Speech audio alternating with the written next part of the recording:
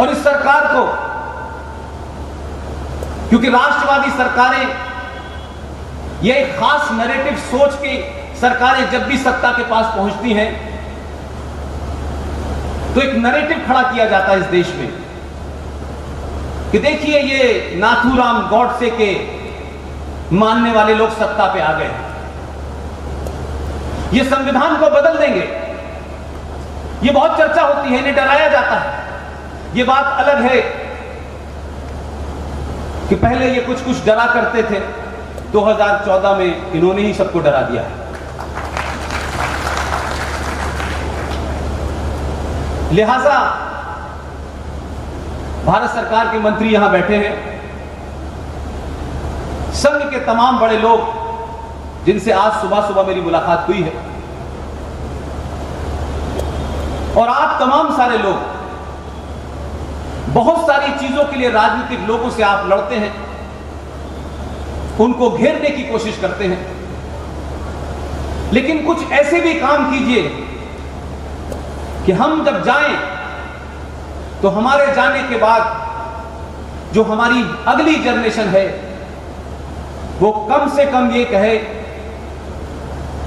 कि इस झूठ में हमारे माता पिता शामिल नहीं थे और वो कुछ करके गए, वो हमको कम से कम कुछ तो सच बता के गए।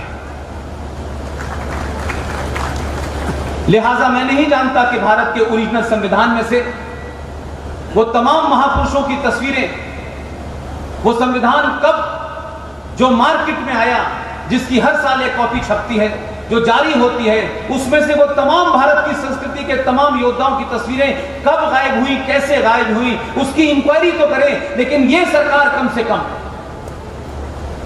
एक काम जरूर करे, उस ओरिजिनल जो संविधान की कॉपी रखी हुई है, आर्काइव में भी है और लोकसभा में भी है, सरकारी तौर पर उसकी लाखों कॉपी छपवाए और इस देश के लोगों से कहे कि आप इसे खरीद सकते हैं। हर आदमी को पता होना चाहिए कि संविधान में जिन लोगों ने यह विचार दिया था वो क्यों दिया था, और जिन लोगों ने विचार हटाया था वो क्यों हटाया। कोई कारण नहीं है कि इतनी पुरानी संस्कृति जिसने पूरी दुनिया में एक भी गोली चलाए, एक भी तलवार चलाए, पूरी दुनिया में अपनी ज्ञान का, विज्ञान का लोहा मनवाया, आज वो सनातन संस्कृति बौनों के, लुटेरों के, बलात्कारियों के डर से बोलती नहीं है। एक ऐसी सभ्यता जिसका दुनिया में कोई सानी नहीं है, एक ऐसा धर्म जिसने कभी भी, किसी भी समय भी, कैसे भी संकट आए लेकिन हथियार नहीं उठाया। आज जो आप कन्वर्जन देखते हैं, आज जो छोटी छोटी बातें कही जाती हैं, आज आपको छोटे छोटे मुद्दों से डराया जाता है, यह दुर्भाग्य है। जो दूसरे लोग हैं जो डरा रहे हैं आपको, जो घड़ी घड़ी चैलेंज देते हैं, आज इस देश की व्यवस्था, चाहे वो पुलिस हो, चाहे वो जुडिशरी हो, चाहे वो सरकारें हो, कुछ बौने लोगों के सामने इतना डरती हैं कि सच बात नहीं कह पाती है। सरकारें आएंगी, सरकारें जाएंगी, राजनीतिक दल बनेंगे, बिगड़ेंगे, उसमें कुछ एडिशन होंगे, कुछ कम होंगे, कुछ ज्यादा होंगे, लेकिन ये समाज परमानेंट है। ये समाज बदलेगा तो सत्ता पे वही पहुंचेगा जिसे आप चाहते हैं। ये नैरेटिव गलत है कि जो सत्ता पे बैठेगा वो तय करेगा कि समाज कैसा होगा। ये उल्टी कहानी 70 साल से चल रही थी, इसलिए अजीबोगरीब किस्म के फैसले हुए इस मुल्क में। एक ही सरकार आई, कुछ ने तय किया कि दूरदर्शन पे सत्यम शिवम सुंदरम उसका लोगो बनेगा। उसी विचारधारा के दूसरे लोग आए और उनको लगा कि अब सत्यम शिवम सुंदरम लिखने से एक खास वोट नहीं मिलेगा। तो जिस कारण से वो लाया गया था, वो राष्ट्र को ध्यान में रख के लाया गया। लेकिन आप देखिए कि सत्ता की लालसा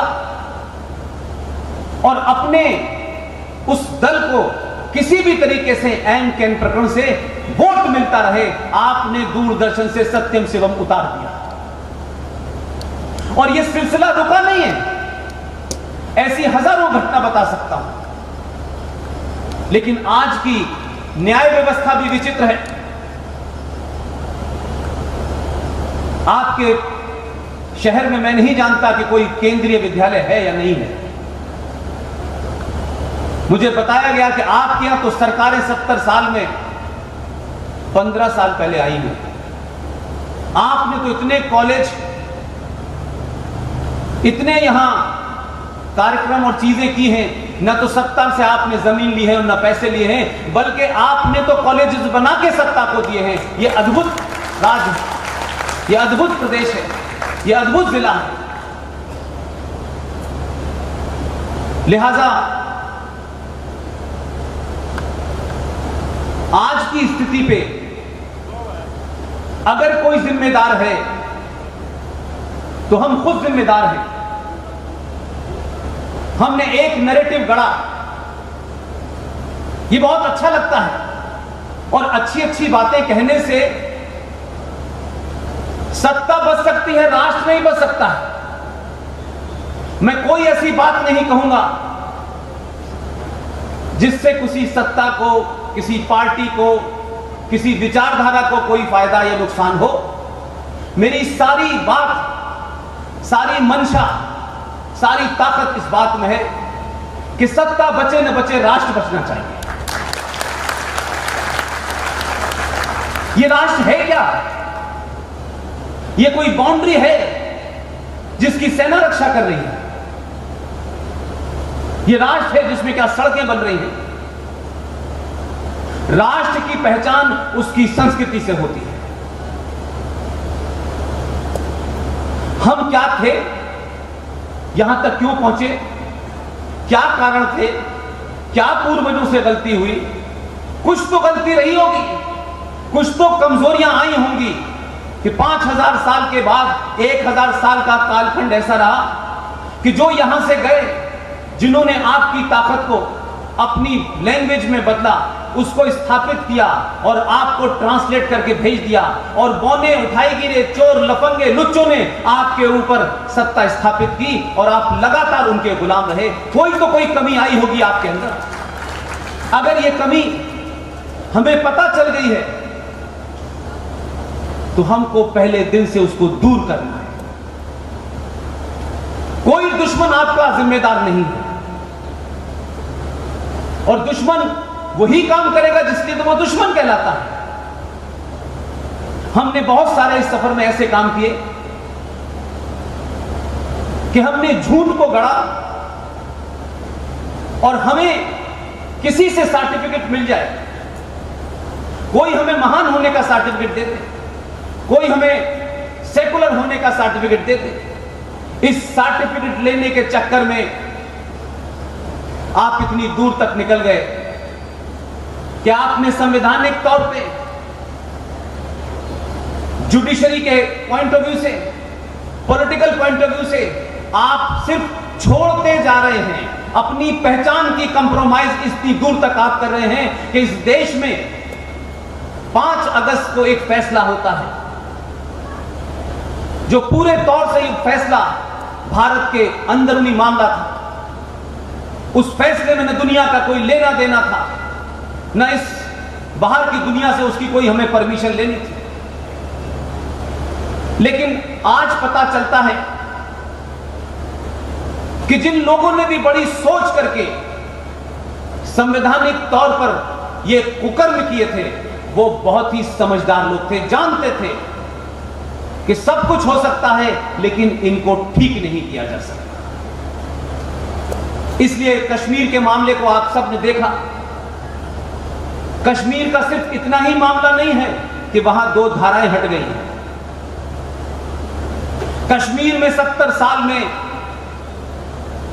सरकार क्योंकि संवैधानिक पद पर बैठी हुई है, संविधान की उसने शपथ ली हुई है, वो बहुत कुछ बातें जानने के बावजूद भी समाज में नहीं कह सकती।